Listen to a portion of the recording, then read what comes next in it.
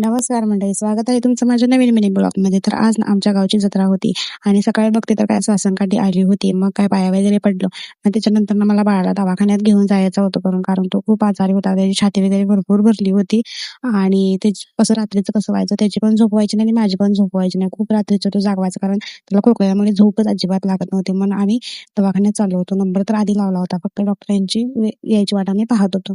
मग काय जेवढ्या डॉक्टर पण आले आणि मग इकडं देवांश अशी नाटकं करते.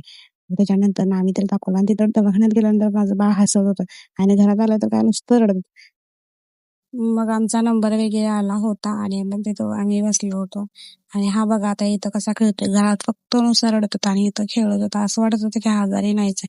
पण त्याला भरपूर खोकला होता. मग त्याच्यानंतर ना डॉक्टर आले, त्याला चेक वगैरे केलं, औषध वगैरे दिली आणि मग आम्ही म्हटलं आता औषध वगैरे घेऊन परत त्याला डॉक्टरना औषध वगैरे दाखवली आणि मग म्हटलं आता घरी जाऊया.